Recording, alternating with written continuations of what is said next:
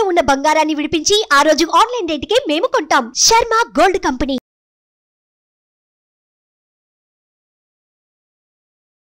నమస్కారం, సుమన్ టీవీకి స్వాగతం. ప్రస్తుతం మనతో పాటు ఉన్నారు శ్రీచక్రపీఠ వ్యవస్థాపకులు, జ్యోతిష్య పండితులు, మనందరికీ సుపరిచితులైనటువంటి డాక్టర్ ప్రదీప్ జోషి గారు మనతో పాటు ఉన్నారు. గురుగారు నమస్కారం అండి. శ్రీమాత్రే. గురుగారు, మంత్రం, యంత్రం, తంత్రం ఈ మూడిటికి మధ్యన ఉన్నటువంటి సంబంధం ఏమిటి? డిఫరెన్స్ ఏంటి? మంత్రము, యంత్రము, తంత్రం ఈ మూడిటి యొక్క సత్సంబంధాన్ని, ఈ మూడిటిని కొలాబరేషన్ చేసుకొని పొందేది సిద్ధి. వాళ్ళని సిద్ధులు అంటారు. సిద్ధులకు మాత్రమే ఈ మూడిటి గురించి పూర్తిగా అవగాహన వస్తుంది. మంత్రము అనేటువంటిది ఏంది? ఫార్ములా. అంటే అది వర్బల్గా ఉండేటువంటి ఫార్ములని మంత్రము అంటారు. ఇప్పుడు ఉదాహరణకి శ్రీచక్రం యొక్క ఫార్ములా ఏంటిది అని అడిగితే ఆ ఫార్ములా మనం బైహర్ట్ చేసుకోవాలి. ఏంటిది అంటే బిందు త్రికోణ వసుకోణ దశార యుగ్మ మన్వస్త్ర నాగదళ షోడశ పత్రయుగ్మం వృత్తత్రయంచ ధరణి సదసత్రయంచ శ్రీచక్ర రాజముదిత పరదేవతాయా అనేది ఫార్ములా. ఏది? శ్రీచక్రమునకు ఫార్ములా. యంత్రము ఏంటిది అని అంటే ఈ ఫార్ములాని మనము డ్రా చేస్తే యంత్రం అంటే రేఖారూపంలో ఇది డ్రా చేయాలి. డ్రా చేస్తే అది యంత్రం. సో మంత్రము యంత్రం అయింది. ఇందులోపల శక్తి నిక్షిప్తం చేయడం, మంత్రము ద్వారా యంత్రములో శక్తి నిక్షిప్తం చేయడం అనేది తంత్రం. ఇది బాగా గుర్తుపెట్టుకోండి. ఇది మీకు ఒక 1 minute షార్ట్ కూడా మీకు తెలుస్తుంది. యంత్రము ఎందుకోసం, మంత్రం ఎందుకోసం, తంత్రం ఎందుకోసం? తంత్రం అనేది ఏంటిది అంటే శక్తి నిక్షిప్తం అంటే అనుసంధానము. మంత్రమునకు యంత్రమునకు అనుసంధానం అనేటిది తంత్రం. తంత్రం ఈజ్ ద మీడియం అంటే క్రియ చేయవలసినటువంటి ప్రక్రియని తంత్రము అంటారు. ఫస్ట్ మంత్రము తెలిసి ఉండాలి. మంత్రము బాగా తెలిసి మంత్రమునకు సంబంధించిన ఫార్ములా తెలియాలి. అది సిద్ధి కూడా పొందాలి. ఇప్పుడు అమ్మవారిది కొన్ని బీజాక్షర మంత్రం ఇవన్నీ మీకు తెలియాలి అని అంటే ఇప్పుడు నేను చెప్పేది మీరు థీసిస్ కూడా రాయొచ్చు. ఎవరైనా రీసెర్చ్ చేసేవాళ్ళు నేను చెప్పేదాన్ని మీరు థీసిస్గా కూడా రాయొచ్చు. నేను చెప్పిన ప్రతి టాపిక్ 100% మీరు ఏదైనా రీసెర్చ్ టాపిక్లో కూడా సబ్మిట్ చేసుకోవచ్చు. Okay, because I'm the research scholar, I done PhD. So నేను ఏది చెప్పినా ఒక రీసెర్చ్ ఫార్మాట్లోనే చెప్తాను. రుద్రయామళ తంత్రం అని ఒక పుస్తకం ఉంటుంది. రుద్రయామళ తంత్రం పార్ట్ 1, పార్ట్ 2. దీన్ని దేవీ రహస్యం అని కూడా అంటారు. ఈ పుస్తకం లోపల ఇలాంటి ఫార్ములాస్ కొన్ని లక్షలు ఉంటాయి. ఈ ఫార్ములాస్ అలాగే యంత్రరాజ తంత్రం అని ఒక పుస్తకం ఉంటుంది. తర్వాత శారదా తిలక తంత్రం అని ఒక పుస్తకం ఉంటుంది. ఈ గ్రంథాలు చాలా అద్భుతమైన గ్రంథాలు. తర్వాత వరీవస్య రహస్యం అని ఒక పుస్తకం ఉంటుంది. సౌభాగ్య భాస్కర భాష్యం అని లలితా సహస్రం భాష్యం ఉంటుంది. ఇలా కొన్ని లక్షల మంత్రాలు ఉన్నాయి. ఆ లక్షల మంత్రాలకు లక్షల యంత్రాలు ఉన్నాయి. ఈ మంత్రం ఏంటండి అని అంటే ఈ యూనివర్సల్ ఆల్గారిథంని కనెక్ట్ అయ్యేది మంత్రం. అది ఎలా అని మీకు ప్రాక్టికల్గా చెప్పాలి అని అంటే ఇప్పుడు ఈ కొన్ని సోనిక్ ప్యాటర్న్స్ అనేటివి కొన్ని ఉంటాయి. సౌండ్ వేవిక్ ప్యాటర్న్స్ అనేటివి కొన్ని ఉంటాయి. అవి మనకి మామూలు కంటికి కనబడవు, మామూలుగా మనకి తెలియవు. దీని గురించి ఫారినర్స్ ఎవరో ఒక వీడియో ఉంటుంది, అది మీకు చూపిస్తారు. ఒక స్టీల్ ప్లేట్ మీద కైండ్ ఆఫ్ మ్యాగ్నెట్ కానీ లేదంటే ఈ ఇసుక రేణువులు కానీ వేసి దానికి సౌండ్ క్రియేట్ చేస్తారు. సౌండ్ క్రియేట్ చేయగానే అవి ప్యాటర్న్గా మారిపోతాయి. అలా ప్యాటర్న్గా మారిపోయి అవి ఇలా ట్రయాంగిల్స్లు గాను రౌండ్ గాను ఇలా ప్యాటర్న్స్ అన్నిటికీ మారిపోతుంటాయి. ఒక్కొక్క సౌండ్కి ఒక్కొక్క ప్యాటర్న్ క్రియేట్ అవుతుంది. ఎన్ని ప్యాటర్న్స్ క్రియేట్ అవ్వచ్చు? There is a count? No count. ఎన్ని చేసినా అవి ప్యాటర్న్స్ మారుతూనే ఉంటాయి. మీరు అప్పటికప్పుడే ఇచ్చిన ఆ సౌండ్ లోపల వేరియేషన్స్, మైల్యూట్ వేరియేషన్స్ ఉంటాయి. అప్పుడే ఇంతే అన్న సౌండ్కి ఒక ప్యాటర్న్ వస్తుంది, ఇంకో దానికి ఇంకో ప్యాటర్న్ వస్తుంది. ప్యాటర్న్ని వాళ్ళు ఆ ఆల్గరిథంని వాళ్ళు పట్టుకోలేకపోయారు. వాళ్ళు చాలా ట్రై చేశారు, కానీ ఋషులు ఆ ప్యాటర్న్ని కనుగొన్నారు. ఆ ప్యాటర్న్స్ అన్నిటిని కూడా ఏం చేశారు? మంత్రం లోపలికి మార్చారు. ఆ మంత్రం లోపలికి మార్చారు కాబట్టి ఆ మంత్రాల ద్వారా కొన్ని శక్తులు జరుగుతున్నాయి, కొన్ని శక్తిపాతాలు జరుగుతాయి. ఇప్పుడు ఉదాహరణకి సింపుల్, మనకి ఇప్పుడు ఈ కీరవాణి గారి బ్యాక్గ్రౌండ్ మ్యూజిక్లో ఉన్న సినిమాలు ఏమైనా మనం చూసామనుకుందాం. ఇప్పుడు RRR సినిమా చూసారనుకోండి. ఆర్ఆర్ఆర్ సినిమాలో కన్నీళ్లు పెట్టని వాళ్ళు ఎవరున్నారు చెప్పండి? అందరూ ఏడ్చేశారు. బికాస్ ఆ మ్యూజిక్కి ఆ థియరిటికల్ దీనికి కన్నీళ్ళు వచ్చేసాయి, అందరికీ ఏడ్చేశారు. ఇప్పుడు మనం కొన్ని సినిమాలు చూస్తాం, ఒక కైండ్ ఆఫ్ కొన్ని మ్యూజిక్లు రాగానే మన కళ్ళల్లో నీళ్ళు వచ్చేస్తాయి. ఎందుకు వస్తున్నాయి? మన శరీరంలో కూడా కొన్ని శబ్దాలు ఉన్నాయి. మన శరీరంలో ఏదైతే కనుక 60% ఆకాశతత్వమే ఉంది. మన శరీరం మొత్తం కూడా ఆకాశతత్వమే. మన శరీరంలో ఆకాశతత్వం అంటే ఏంటి? Space. There is a sound. ఈ ఆకాశతత్వం లేకుండా మన శరీరము లేదు. ఆకాశం అంటే ఏంది? పైకి చూపించేది ఆకాశమా? అలా ఎవరైనా మీకు చూపించారనుకోండి, ఎవరైనా పండితుల దగ్గరికి వెళ్ళి గురుగారు నాకు ఆకాశాన్ని చూపించండి అని అంటే, మరి పిచ్చోడు ఆకాశాన్ని చూపించమంటే ఇందులో అదిగో ఆకాశం అని పైకి చూపించాడు అనుకోండి, వెంటనే ఆయనకు దండం పెట్టి బేష్ గురుగారు మీరు చాలా అద్భుతమైన మహాపండితులు అని చెప్పేసి వెళ్ళిపోవాలన్నమాట. మహాపండితులు అంటే ఇక్కడ సవర్ణ దీర్ఘసంధి, మహా అపండితులు అని అర్థం అన్నమాట. సో మీరు మహాపండితులండి అని చెప్పి వెళ్ళిపోవాలి. ఆకాశము పైన లేదు, కింద లేదు. ఆకాశము శబ్ద తన్మాత్రం. ఆకాశం. ఆకాశం అంటే ఏంటి? వినిపిస్తుంది.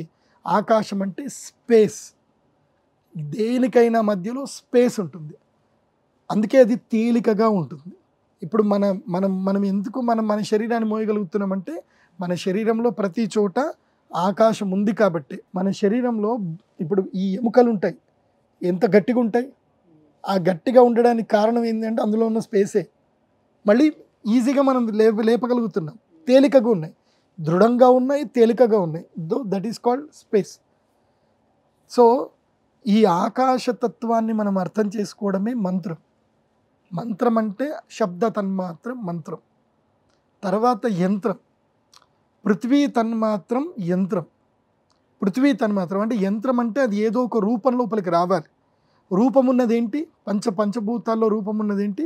పృథ్వీ. అంటే భూమికి రూపం ఉంటుంది. భూమి అంటే అన్ని ధాతువులు, బంగారము, వెండి, ఇత్తడి, కంచు, అన్ని ధాతువులు భూమిలో పుట్టే ప్రతి ఒక్కటి కూడా పృథ్వీతత్వం కింద వస్తుంది. సో ఆ పృథ్వీతత్వాన్ని యంత్రము అంటారు. సో ఆ ప్యాటర్న్ మనకి అక్కడ కంటికి కనిపిస్తుంది. అప్పటిదాకా చెవుడికి వినిపించింది, గొంతుతో పలికేది కంటికి కనిపిస్తుంది. సో అప్పుడు దృశ్యమానం అవుతుంది. కాబట్టి అగ్నితత్వం కూడా అక్కడ వస్తుంది.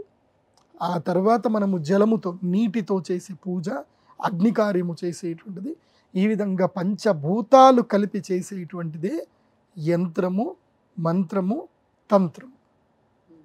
ఉదాహరణకి ఇప్పుడు ఎవరికైనా ఏదైనా సమస్య ఉంది, ఆ సమస్యకి కొన్ని మంత్రాలు కొన్ని చెప్పారు, ఋషులు చెప్పారు. ఆ మంత్రాలు మనము రెగ్యులర్గా చదువుకోవడం వల్ల యూనివర్సల్లో మన యొక్క గొంతు అనేటువంటిది యూనివర్సల్ ఆల్గరిథంకి కనెక్ట్ అయిపోతుంది. అప్పుడు ఆ మనిషికి జీవితంలో ఆ కష్టం రాకుండా పోతుంది. నాకు అనుభవపూర్వంగా నేను చూసింది ఏంటంటే, నా దగ్గరికి ఒక జంట వచ్చారు, వాళ్ళకి సంతానం లేదు. వాళ్ళు అన్నీ చూపించుకున్నారు, అంతా బాగానే ఉంది, కానీ సంతానం అవ్వట్లే. తర్వాత మేము ఐవీఎఫ్కి వెళ్తాము, గురుగారు మీరు చెప్పండి అని అంటే, ఏం అక్కర్లేదు, నేను ఒక మంత్రోపదేశం చేసి ఇస్తాను, ఇది ఇస్తాను, ఈ యంత్రానికి రెగ్యులర్గా పూజ చేసుకొని ఈ మంత్రం చేసుకోండి అని నేను వాళ్ళకి మంత్రోపదేశం చేసి నేను మంత్రించినటువంటి ఒక ఔషధాన్ని వాళ్ళకి ఇచ్చాను. ఇది 90 రోజులు వాడండి. 90 రోజులు వాడిన తర్వాత నేను చెప్పిన డేట్లలో మీరు కలుసుకోండి, తప్పకుండా మీకు సంతానం అవుతుందని చెప్పాను. అయిపోయింది వాళ్ళకి సంతానం. దానికి నేను చేసింది గొప్ప ఏం లేదు. అక్కడ నాకు మంత్రం తెలుసు, నేను వాళ్ళకి ఇచ్చాను అంతే. ఐఎమ్ ద జస్ట్ మీడియేటర్ అంతే. నాకు మా పూర్వీకులు ఇచ్చారు, నేను వీళ్ళకి ఇచ్చాను అంతే. సో మంత్రానికి చాలా అద్భుతమైన శక్తి ఉంటుంది. కానీ మంత్రోపదేశం స్త్రీలకు మాత్రం చేయకూడదు, ఓన్లీ పురుషులు మాత్రమే అర్హులు అంటారు. అలాంటిది ఏం లేదు. స్త్రీలు ఎవరైతే సంతానము కావాలనుకుంటున్న స్త్రీలు ఉన్నారో వాళ్ళు ఓంకారాన్ని చదవకూడదు. ఓంకారం చదవడం వల్ల ఏం జరుగుతుందని అంటే, జస్ట్ ప్రాక్టికల్గా చెప్తా, అదేదో మాయా గీ అని చెప్పను, నేనేం చెప్పినా ప్రాక్టికల్. కేవలం వాళ్ళు మాత్రమే, ప్రతి స్త్రీ అని కాదు. సంతానము కోరుకునే స్త్రీ ఓంకారం చదవకూడదు. ఎందుకోసం అంటే ఓంకారం స్త్రీ, ఈ ప్రపంచంలో స్త్రీ ఒక్కటి మాత్రమే ప్రాణాన్ని అధోగతిగా ప్రాణాన్ని ప్రసాదిస్తుంది. ఒక జీవికి ప్రాణాన్ని ప్రసాదిస్తుంది. సో ప్రాణము అధోగతిగా ట్రావెల్ అవుతుంది. కాబట్టి అదే నెలసరి ఋతుక్రమము అంటారు దాన్ని. సో అది ప్రకృతి. ప్రాణం అధోగతి అవ్వడం అనేది ప్రకృతి. సో ఓంకారం చదవడం వల్ల ఏంటంటే ప్రాణం ఊర్ధ్వగతి వైపు ట్రావెల్ చేస్తుంది. సో ఊర్ధ్వగతి వైపు ప్రాణం ట్రావెల్ చేస్తున్నప్పుడు ఏమవుతుంది అని అంటే శరీరము కన్ఫ్యూజ్ అవుతుంది. ఎవరు స్త్రీల శరీరం కన్ఫ్యూజ్ అయిపోతుంది. కన్ఫ్యూజ్ అయిపోయి ఏమవుతుందంటే పీసీఓడి ఇష్యూ స్టార్ట్ అవుతాయి. సో అందుకోసమని స్త్రీలు గట్టిగా ఓ అని కూడా అరవకూడదు. అందుకోసం ఈ స్త్రీలు మందభాషి అని అంటారు. స్త్రీలు మృదుభాషగా ఉండాలి, మందభాషగా మాటలు, అతిగా అరవకూడదు అని అంటారు. ఎవరైతే అతిగా అరుస్తారో, అతిగా ఓ అని ఇది అంటారు, ఓంకారాన్ని ఈ ఉచ్చారణ నాభి నుంచి ఎవరైతే గట్టిగా ఉచ్చారణ చేస్తారో వాళ్ళకి ఋతుక్రమ సమస్యలు వస్తాయి. అదేవిధంగా ఎండోక్రైనికల్ ఇష్యూస్ వస్తాయి, అంటే ఈ థైరాయిడ్ గ్లాండ్స్ ఇష్యూస్ వస్తాయి. ఇది ఆల్రెడీ ప్రూవెన్, హఠయోగ ప్రదీపిక ద్వారా ప్రూవెన్ అయింది. కాబట్టి ఓంకారం దానికోసమే మొత్తానికి అసలు స్త్రీలు ఓంకారం అనేది చదవకూడదు, లేకపోతే ఓం అన్నట్టు సంతానము కోరబోయి స్త్రీ చదవకూడదు. మీకు సంతానం అయిపోయింది, ఇంకా ఓకే, నేను ఇంకా సనాతన ధర్మంలో నేను ఆధ్యాత్మిక మార్గం వైపు వెళుతాను అంటే ఇంకా నువ్వు శబరిగా మారిపోవాలి. ఇంకా అంటే మెనోపాజ్ అయిన తర్వాత ఎప్పుడైతే ఈస్ట్రోజన్ హార్మోన్ సంబంధించిన ఎప్పుడైతే ఆగిపోతాయో అప్పుడు మీరు చేయండి, ఉపాసన చేసుకోండి. ఇప్పుడు శబరి ఎవరు? ఆమె కూడా యోగియే కదా. శ్రీరామునికి పళ్ళు ఇచ్చిన తర్వాత ఆమె యొక్క ప్రాణము తల పగిలి పైనుంచి పోయింది. సో శబరి అలాగే కదా. శబరి ఎవరు? సో చాలామంది యోగమాతలు చాలామంది ఉన్నారు. ఇప్పుడు మీరు అంతే మాణికేశ్వరి మాత తెలుసా మీకు అసలు? ఆమె మన తెలుగు రాష్ట్రాల్లో, కన్నడలో, కర్ణాటకలో, తెలుగు రాష్ట్రాల్లో ఉన్న ఒక మహాద్భుతమైన యోగిని ఆమె. 6 నెలల పాటు మంచినీరు లేకుండా తినకుండా ఉన్నటువంటి యోగిని, తెలుసా మీకు ఆ విషయం? ఇక్కడనే శంషాబాద్లో మనం వెళితే, శంషాబాద్ నుంచి అటువైపు చిన్న గోల్కొండ వైపు పడుతూ ఉంటే అక్కడ వస్తుంది. మీరు గూగుల్లో వెతకండి, మాతా మాణికేశ్వర మందిర్ అని వెతకండి. ఆ అమ్మవారి గుడి ఉంది అక్కడ. ఆమె యోగిని మాత. అక్కడ గుడి ఉంది కర్ణాటకలో. మనం ఇక్కడ నుంచి తాండూరు వెళుతూ ఉంటే, తాండూరు దాటి అటువైపు వెళుతూ ఉంటే, మళికేడ్ వెళ్తూ ఉంటే అక్కడ ఉంటుంది మాతా మాణికేశ్వర మందిర్ ఉంటుంది. ఆమె మహాయోగిని. అలా మహాయోగినులు చాలామంది ఉన్నారు. ఆహారం తినకుండా ఇలా మంత్రోపదేశం తీసుకొని యంత్రసిద్ధిని సంపాదించుకున్నవాళ్ళు. సో ఎవరిని మనము ఒక్కటి చెప్తున్నా, నీకు తెలిసిందే ప్రపంచం అనుకోవడం మూర్ఖత్వం. అన్నిటినీ తెలుసుకుంటూ వినయంగా ప్రతి దాన్ని మనం తెలుసుకుంటూ ప్రతి దాంట్లోనూ పరిశీలన చేసుకుంటూ సత్యాన్ని అన్వేషిస్తూ వెళ్ళడము మనిషి జీవితం యొక్క ప్రధాన ఉద్దేశం. వాడు మనిషి. ఏది నాకు తెలిసిందే ఇంతే అనుకోవడం వాడు మూర్ఖత్వం, అంతే. సో మంత్రము, యంత్రము, తంత్రం ఈ మూడింటిని కలిపితేనే సిద్ధి. ఆ సిద్ధి పొందినవే మన యొక్క దేవాలయాలు. ఇప్పుడు దేవాలయాల్లోకి వెళితే మనకు ఒక ఎనర్జీ వస్తుంది. అది ఎక్కడి నుంచి వస్తుందంటే అక్కడ సిద్ధి చేశారు కాబట్టి. మంత్రము చదువుతారు, అక్కడ యంత్రము లోపల ఉంటుంది, తంత్ర పూజలు చేస్తారు, గంట కొడతారు, హారతిస్తారు, నీళ్లు పోస్తారు, ఆచమనాలు చేస్తారు, పువ్వులు వేస్తారు, ఇవన్నీ కూడా తంత్రం. సో దీంట్లో విశేషమైనటువంటి తంత్రములు తెలిసిన మహానుభావులు చాలామంది ఉన్నారు. అయితే గురుగారు, బయటన చాలా యంత్రాలు మనకు దొరుకుతూ ఉంటాయి. అవి కొన్ని తీసుకొచ్చి మనం పెట్టుకుంటాం కదా. ఈ యంత్రాలు తయారు చేసేటప్పుడు ఆ మంత్రం అనేది ఆ తంత్ర రూపంలో దాన్ని నిక్షిప్తం చేయడానికి ప్రత్యేకించి అందరూ చేసేదగ్గది కాదు కదా ఇది. యంత్రం అంటే ఇట్స్ డ్రాయింగ్ అంతే. యంత్రం అంటే ఏంటి? ఒక డ్రాయింగ్. అంటే దానికి ఏదో పవర్ ఉంటుందని మనం తెచ్చుకొని పూజ గదిలో పెట్టుకుంటాం కదా. అదే చెప్తున్నాను మీకు. యంత్రము ఒక డ్రాయింగ్ మాత్రమే. నువ్వు మంత్రము తంత్రము చేస్తేనే ఆ యంత్రమునకు పవరు, లేకపోతే అది ఒక బొమ్మ మాత్రమే. గుర్తుపెట్టుకోండి, అది ఒక సింబల్. ఆ సింబల్కి మీరు శక్తినివ్వాలి. ఇప్పుడు యంత్రం అంటే మనిషి అనేటువంటి వాడు యంత్రం. ఇప్పుడు ప్రదీప్ జోషి ఒక యంత్రం. పుట్టినప్పుడు నేను ఒక యంత్రాన్నే. అందరిలాగా అన్నం తింటున్నా, అందరిలాగా చూస్తున్నా, అందరిలాగా ఆడుకుంటున్నా. సో నా లోపల ఒక మంత్రం నిక్షిప్తం చేయబడింది. ఏంటి?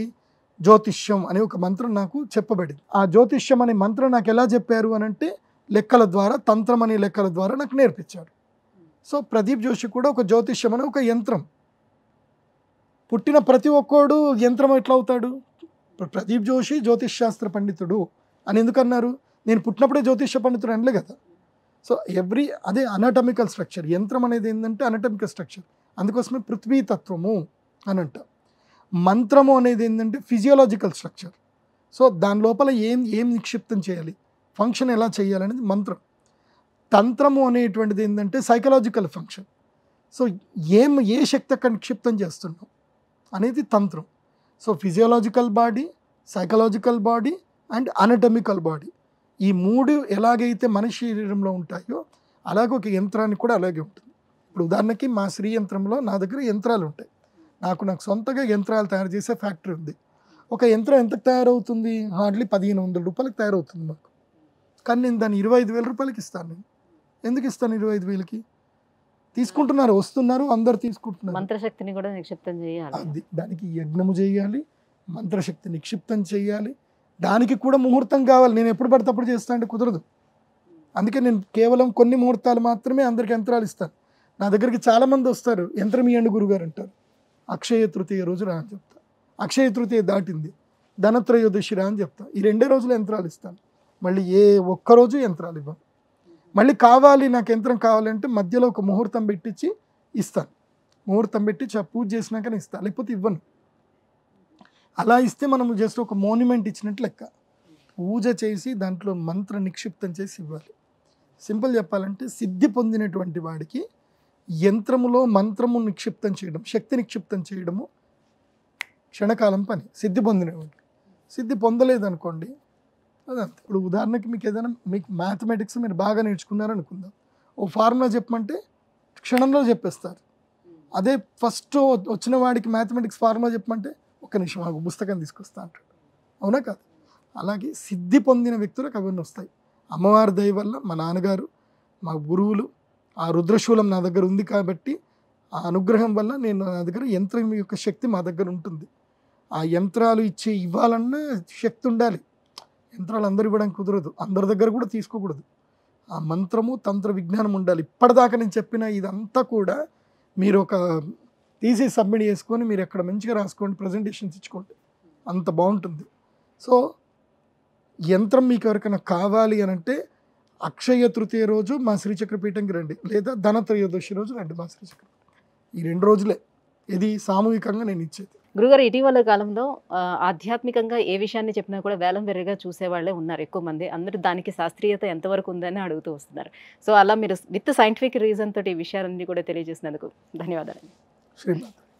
సుమన్ టీవీలో మీ పర్సనల్ అండ్ బిజినెస్ ప్రమోషన్స్ కోసం కింది నెంబర్కి కాంటాక్ట్ చేయండి.